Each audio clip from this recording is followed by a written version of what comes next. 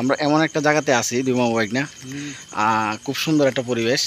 এবং তুমি কিছু বলবা, এটা আমার যত ফেসবুকের বন্ধু বান্ধব যারা আছে সবাই এটা চায়, এবং তোমার যারা পরিচিত আছে, তোমার যারা পছন্দ করে, আমারও তো অনেকে হয়তো পছন্দ করে না, কিন্তু আমার জানা মতে তোমার অনেকে পছন্দ করে এবং তোমার ভিডিওগুলো সবাই দেখে। এই ব্যাপারে তুমি তাদেরকে সুন্দর একটা ভিউ দেখাইবা। আমরা ওইদিকে যাব না, কারণ আমরা এমন একটা জায়গাতে আছি, এটা হচ্ছে শীতলক্ষ্যা নদী, শিমুলিয়া ঘাট। এটা হচ্ছে 300 ফিটের শেষ মাথা। এখানে একটা লঞ্চ সবসময় দাঁড়ানো থাকে। এটা মামা, এটা কি লঞ্চ নাকি কোনো জাতীয়, মানে মনে হয় টুরিস্ট গার্ড মনে হয় না তাদের জন্য? ও আচ্ছা, এই হচ্ছে এটা ঠিকানা।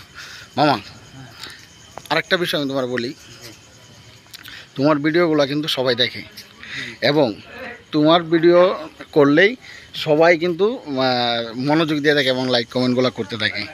এই জন্য কিন্তু আমি তোমারে সবসময় সামনে নিয়ে আসি, কারণ আমাকে অনেকেই পছন্দ করে না। হ্যাঁ, তুমি সকাল থেকে ডিউটি করছো, আমি সকাল থেকে ডিউটি করছি, করার পর এলাকায় চলে গেছি। যেখানে রাত 9টায় বাসায় যাওয়ার কথা, সেখানে কিন্তু রাত 3টা বাজে এখন। আচ্ছা, আমরা কি করতেছি, এখানে ঘুরতে চলে আসছি, টাকা কোনো সাবজেক্ট না। মামা এই জায়গাটা কি মানে একদম নিরিবিলি, মানে একদম শুনশান নীরবতা, একদম, যদিও রাত্র আমি হয়তো দেখাতে পারতেছি না। হ্যাঁ, একদম কিন্তু অসাধারণ সুন্দর একটা ভিউ আসতেছে। যদি দিনে আসতাম আমরা, তাহলে সুন্দর একটা ভিউ আসতো। আচ্ছা, তুমি কি একটা গান মানে পরে শোনাইবা আমাদের আমাদের সবাই যারা আমরা দেখি তোমারে বা পছন্দ করি?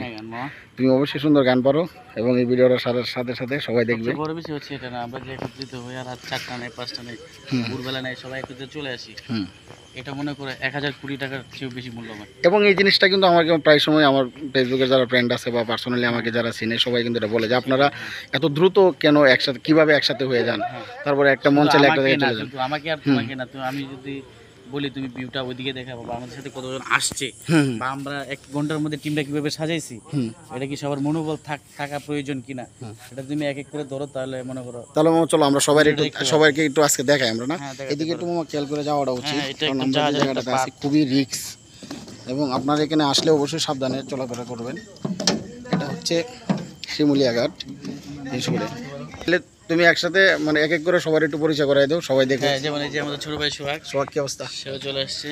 হ্যাঁ, সোহাগ কিন্তু একদম নদীর সাইডেই বসছে বলা যায়, এখান থেকে শেষ নদী শুরু, খুব সাবধানে। হ্যাঁ, তারপরে এখানে যে আরেকজন আছে সিনিয়র বড় ভাই, হ্যাঁ, ওনার নাম কি, ওনার নামটা জিজ্ঞেস করো, ওনার নাম কি জিজ্ঞেস করো তুমি। এই যে আরেকজন আমাদের বড় ভাই এখানে, মোজাম্মেল ভাই, অনেক রাত্রে চলে আসতেছেন। হ্যাঁ, ছোট ভাই, যে আরেক সবাই আছে এখানে শিমুলিয়া ঘাটে, আমাদের সেটআপ টেটআপ সব আছে। গুণী শিল্পী জাহাঙ্গীর ভাই কি আসলে গান গাইতে পারে? পারি, হালকা পাতলা পারি, বেশি পারি না। আচ্ছা, ঠিক আছে। এখন আমরা এই ঘাট থেকে ওই ঘাটে যাব। আচ্ছা, এখানে কিন্তু মানে এমন একটা জায়গা, তুমি একটু দেখো, ডান পাশে বাম পাশে পানি।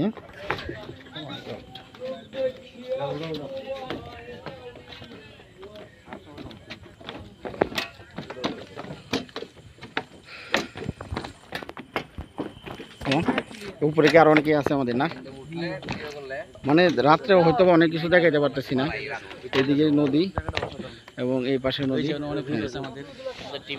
আমাদের টিমের সবাই আছে। এই যে আমাদের ইমন মামা। মামা কি অবস্থা? এই মামার আজকে জন্মদিন উপলক্ষে সবাই আসছি। এখানে মনির কাকা, এই যে এখানে যেমন, হ্যাঁ সবাই আছি এখানে। হ্যাঁ, তারপরে সোহেলের কি একটা সেটআপ, সোহেল একটা ছবি তুলবে, এবং তার সেটআপটা হচ্ছে এই। এখানে একটা গ্রুপ ছবির জন্য এত কষ্ট। সোহেল, তুমি কি লাইটিং ম্যান? আচ্ছা, ঠিক আছে মামা, দিন শেষে সবাই কিন্তু তোমাকে চায়। সেটাই, শুধু এখান থেকে নয়, শীতলক্ষ্যা নদীর পার থেকে নাই, যে যেখান থেকে এবং টিভি সিটের সামনে বসে দেখছেন সবাইকে জানাই সাদর সম্ভাষণ। এটা কিন্তু অনেক সময় কিন্তু এটা সুন্দরই ছিল। ও